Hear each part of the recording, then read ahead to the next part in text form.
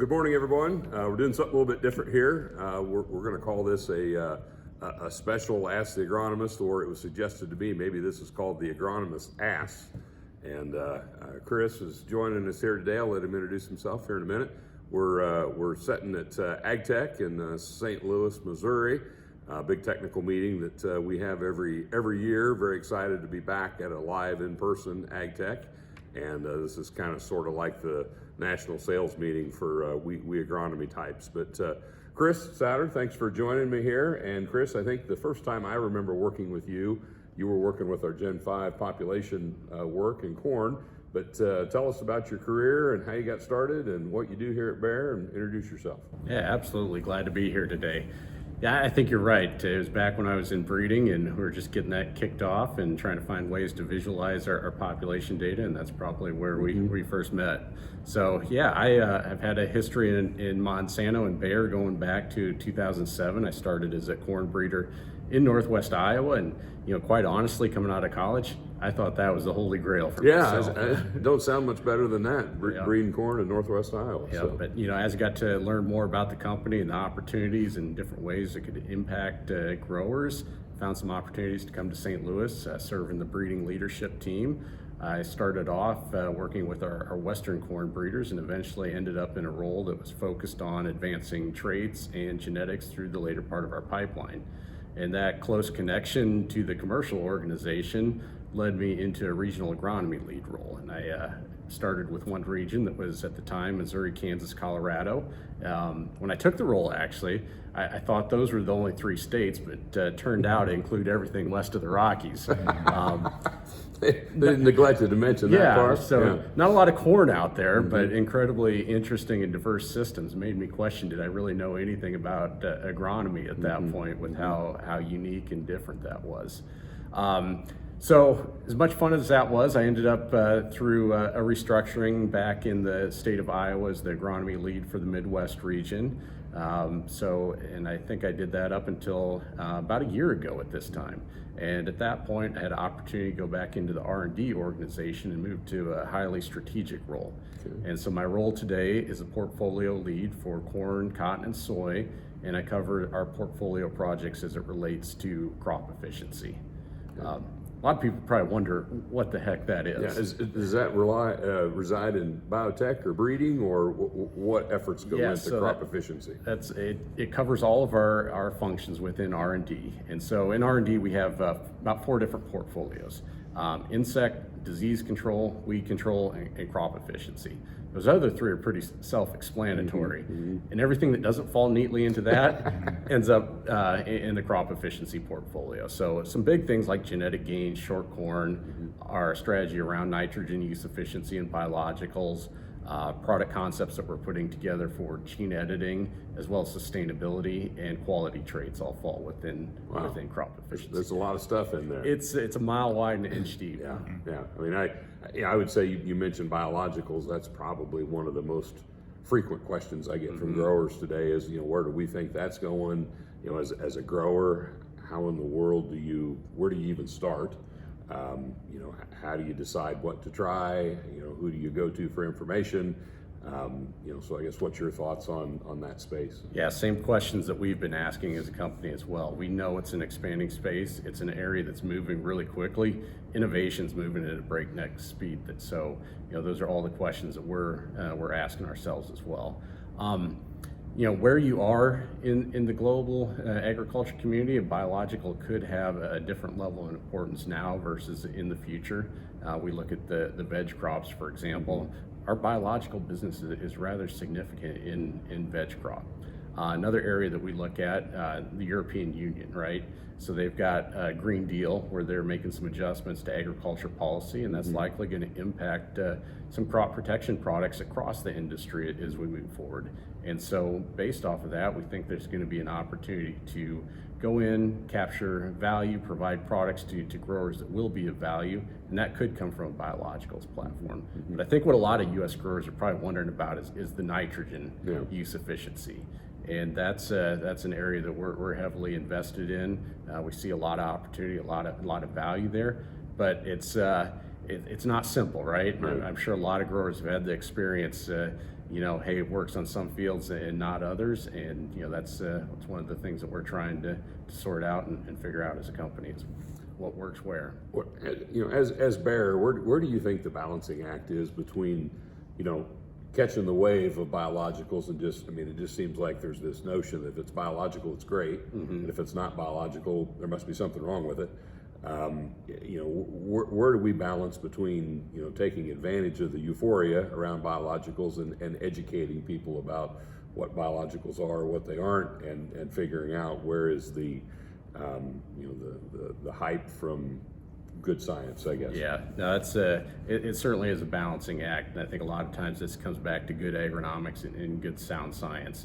We know bacteria are capable of fixing nitrogen. We also know they tend to shut themselves off in the presence of a mineral nitrogen source. So, it's probably somewhere in the middle between heavy skepticism and riding that wave, so to speak. Right. I mentioned before, things move so fast, and as a company, we pride ourselves in innovation and different innovation models. And one thing we try to do is partner with external parties. So we have preferred partners that we work with to work on the discovery portion of the development. We also look to a lot of external companies to source innovation from. So we've got a whole office in we call it Open Innovation and Sourcing team, and their goal is to survey all those companies out there, see who has something new, unique, and aligns with what we want to do from a product standpoint. We would love to have a biological that works. We also likely want to have it on seed, so that on seed stability and requirements like that are important to us as well. You talk about the biological space, and it's kind of a almost a wild west. A lot of excitement, a lot of not a lot of regulation in that space. You were talking about a recent trip you made to Brazil, which is also kind of a wild open frontier. Tell me some of the things you were telling me about that recent trip and what you experienced when you were there. Yeah, so as in Brazil and Argentina, and maybe I'll go to the Argentina piece first. They have some very clear ideas of what is a limiting step, and so in Argentina, for example, they under-fertilize in a lot of cases due to economic reasons. Okay. And so in a country like that, a biological, which can produce, a moderate amount of nitrogen, can have a large impact. Because, anytime you address the limiting factor in some way, you see that crop response is significant. And so that's what we saw in Argentina. Is their economic situation just different from ours, where you literally can't afford to put on enough of the nutrient to maximize productivity? So it's complicated. I tried to look into kind of the economic dynamics in South America, but it certainly is complicated.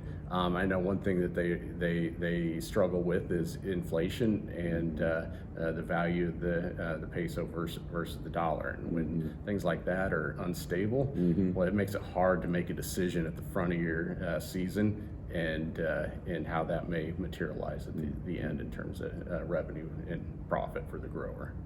So I'm not going to try to get too deep into economics, because that very clearly is not my area of expertise.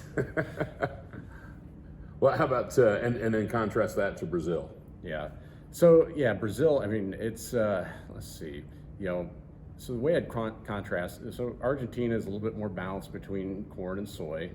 It's more temperate environment in a large part of the growing area. And in Brazil, as we know, soybeans is the primary crop, right. And so everything revolves around basic agronomics of soybeans, so controlling weeds, controlling diseases, and in particular Brazil, controlling pests. Brazil's a market where we have insect protection in soy due to armyworm pressure. It is so significant and great down there, and because it doesn't really get cold, the evolution and the pressure, you just don't get any pause from it. So really, Brazil is one of those countries that drives our insect protection policy, especially with controlled lep species. I would think in that environment, with all those acres of soybeans and that year-round growing season, insects would develop resistance to traits about as fast as we could make one.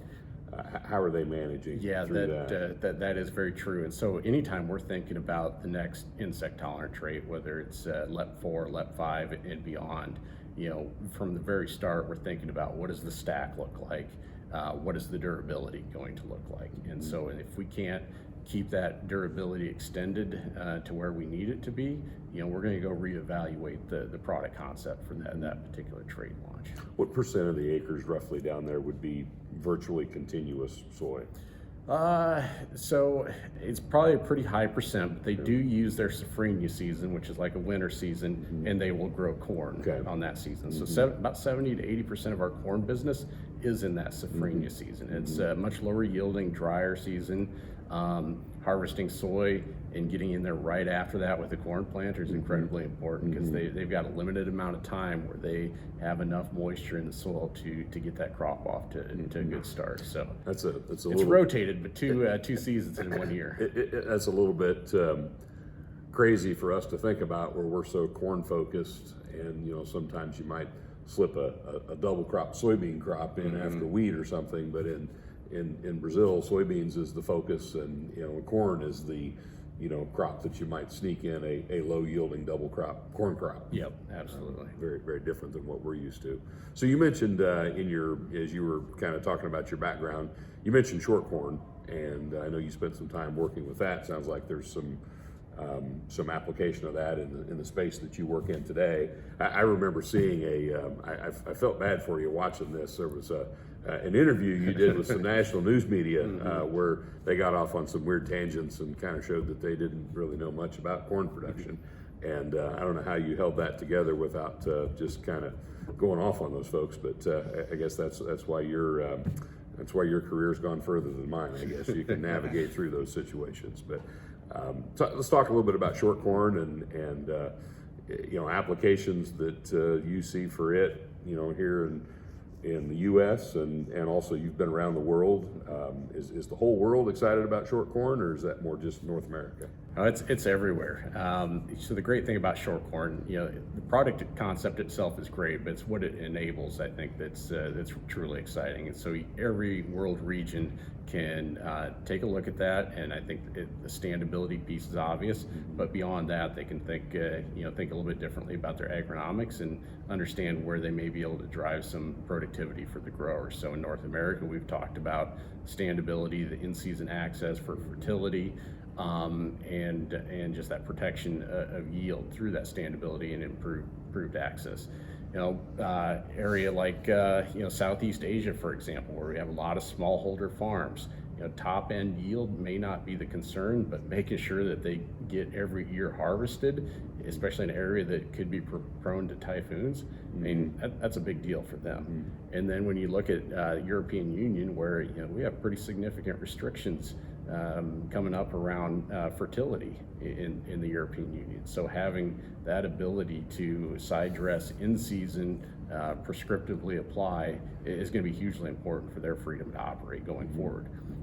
We've talked a little bit about the silage benefits of short corn. That's one that people don't, that intuitively doesn't make sense to people. Yeah, in some areas it does, and it's kind of a nice feature in some areas. It's something good to talk about. But you go to markets in Northern Europe, and 30% of the market in Germany, for example, could be silage driven, and so they're very excited about the potential it offers for digestibility and standability and tonnage. So, but yeah, it's just when you look at it, you're removing one of the key limiting factors. And when we were probably in advancement meetings 10, 15 years ago, standability was always what came up after yield. Right. And if we can alleviate that, yield's number one until it falls down. Yeah. And then standability becomes number one. So yeah. So when we were talking before we went on air here, you mentioned the sustainability messaging in Brazil. It was a little bit interesting to me, and that's a message that we struggle with a little bit here. How do we talk about being sustainable in a way that benefits growers and growers can embrace? And you saw some things that they were doing down there that might have some applicability here, And I know the sustainability message is an easy one to talk about in short corn with some of the in-season access benefits and things. But talk a little bit about that from your perspective. Yeah, I think anything to do with sustainability or anything you introduce, the best thing you can do is align with the growers' goals. If you can find a way to align a new product, new initiative, a new practice with the growers' goals, that's always the best first step. And so then, align it with the things that are valuable to them. Carbon dioxide gets a lot of attention right now, and the carbon credits get a lot of attention, but that's not where sustainability, necessarily starts or ends. I mean, I think, as conservationists, as people that grew up in rural areas, we love healthy soil. We love clean water. And I think, things like that are universal. So that's what I saw in South America. They were very good about adapting the message towards, what's going to resonate with the growers, what is actually meaningful to the growers. And I think, things that would be common there and here, somebody has a piece of land in their family, whether it's a long time, short time, protecting that and ensuring that that's valuable for the next generation is important. And I think that's something that's probably easy to articulate in the message. Yeah, for sure.